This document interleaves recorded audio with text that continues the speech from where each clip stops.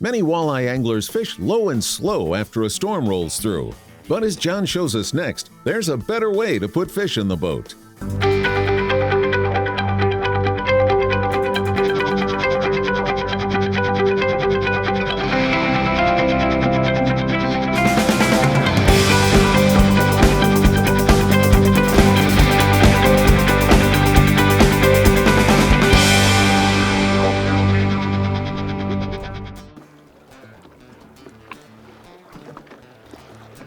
There he is, right there. Bit it right away. Holy smokes, is that cool? I mean, we barely got moving, but I want to explain something to you. Let me get this fish hooked. Let's make sure we get him. And then let me explain something to you about what's going on here. Let's see if we can get him. Yep, there he is. You know, coming off of these storms, here's the thing. Most people think right away, I gotta go out deep. I gotta get off the structure. I gotta get away from the structure where they were feeding because they're gonna be in the mode of slowing down. Here's what I do different. And you know, I talk about this quite a bit, is I always go for the aggressive fish first. And the aggressive fish, no matter what the day, cold front, post-storm, whatever it may be, the aggressive fish are always on top. And it doesn't matter to me time of day, doesn't matter to me weather conditions. I always start up top. And I go to the top of the structure because that's where walleyes inherently go to feed. So I always want to start where I believe that the fish that are there are aggressive and ready to eat. Because if I go out off the edge, you got to understand something. I might be fishing fish at that point in time that aren't eating. Look at that, great walleye to start the day. Right up on top, post storms, right in the middle of a cold front. You wanna know how fast this happened? I haven't even got the pliers out. I wasn't even totally set up. I was just trying to get things ready to go. Dropped it down and this fish snapped it. But it just goes to show you that no matter what the conditions, the best place to start every time is right up on the top. Because starting on the top makes it so that fish like that right there that are already up there eating, you get that fish. And to me, that's the most important thing you can do is get the aggressive ones first. And that right there is a prime example of come up on top, put yourself in a position where you're fishing for the most aggressive fish on the spot. Get those fish caught first, and then we'll slide off and worry about the other ones. Doesn't matter the weather conditions. It doesn't make any difference to me. I always start up top and look for the aggressive ones. A lot of times one of the things that'll happen to you is on the back end of these storms, the first fish that'll bite are a lot of times those smaller fish.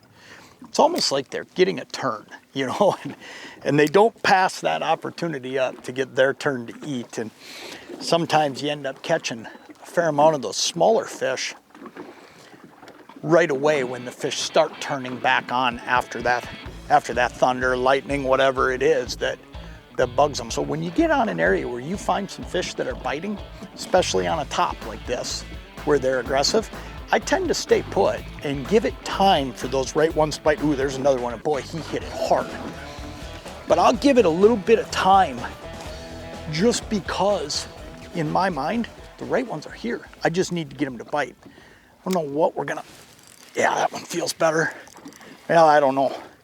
Hard to say. I think he's, yeah, a little bit better fish. Boy, did this one smash it. I mean, he just smashed it, took off with it. Line was almost kind of hung up in my finger. I probably wouldn't have even had to feed him any line the way he hit it. We got him. Well, we think we got him, right? But this is just a case of giving it that time on a spot and getting the right fish to bite. Yeah, this is a good walleye. Yep, perfect. Nice fish. Man, that's cool. These are some of my favorite days to fish in the summertime, and I'll tell you why. I just love this weather. I absolutely love fishing in a little bit cooler weather.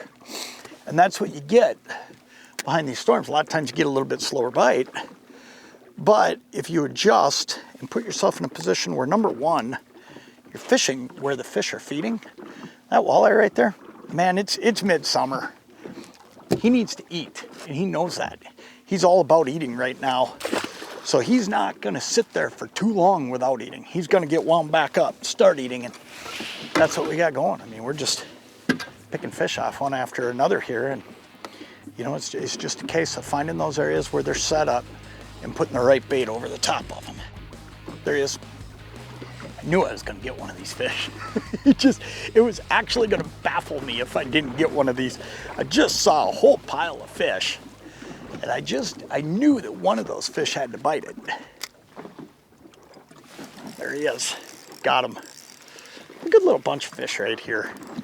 Oh no, he's still there. He just turned funny on me. I thought I lost him for a sec. Yeah, you know what? This is a good fish. A little stronger fish. Sometimes it's so important to have the exact right presentation, and let me tell you, I think these are the conditions where that right presentation is more important than ever. And today I'm Lindy rigging, and I'm Lindy rigging slow, okay? I'm moving fairly quick until I see fish, but as soon as I see them, I just slow down a little bit. And when I say that, what I mean is I'll cruise along with this Lindy rig at 0.7, 0.8, 0.9, sometimes 1.0. I see a fish, and the first thing I do then, oh yeah, another great eye.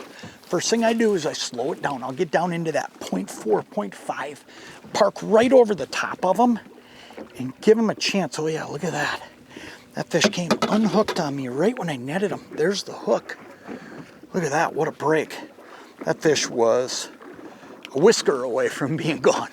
But one of the things we'll do is I'll slow down and I'll give that fish a little bit of extra look, and then I'll actually work that Lindy rig a little bit as well. Simple setup. Lindy No-Snagg sinker. Talk about this a lot, but man, this is one of my favorite sinkers to use, and I'll tell you why. It's got the balsa up in the top, so if I do get hung up, and you know, we're not gonna have that problem on this mid-lake structure I'm on today. There's no rocks out here. But if I do get hung up, this balsa that's up in the top of that sinker allows me to let the line go slack.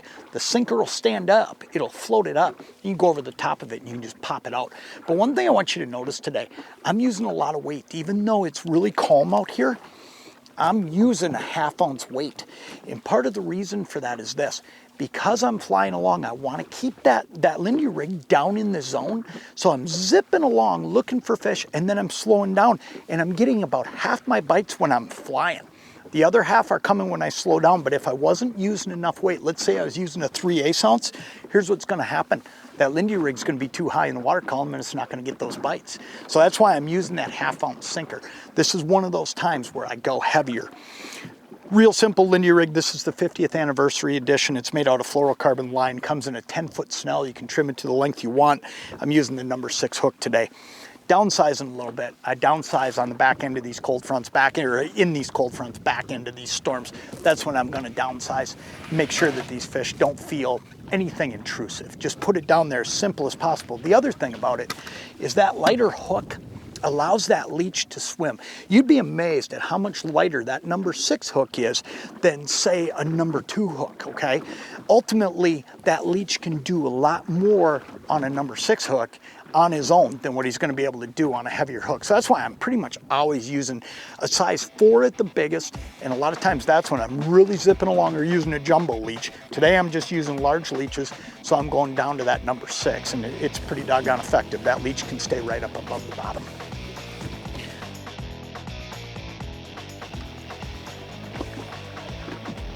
There's one right there.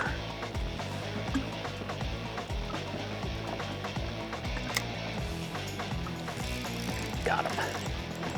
Yep, feels like another good one. Man, I'll tell you what a crazy fun morning of fishing. You come out feeling like the bite might be a little off.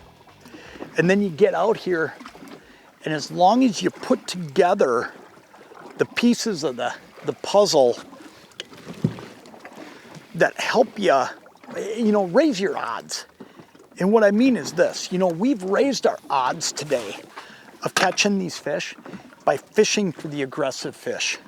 getting up on top, fishing them like they're gonna be all wound up, just like they were before the storms. Get right up on top, give them a chance to be aggressive. Come here, buddy. Oh, geez, come here. Give them a chance to be aggressive. Put the right bait down there and keep working over them. And then find that sweet spot in the school. And that's what we've done. And man, I'll tell you what, this has just been a riot. I mean, it's just been one fish after another this morning. And it's a deal where you even look around and you would expect to see more boats around us, but they're not here. And a lot of it, these guys aren't fishing this stuff. They're fishing out deeper, they're fishing out off of edges. And all of these fish that are up here eating, they're all alone, and we're all alone catching them. That is just awesome. Don't be afraid of getting up and fishing some of these active fish, or looking for the most active fish behind these storms. That's the payoff right there. That's awesome.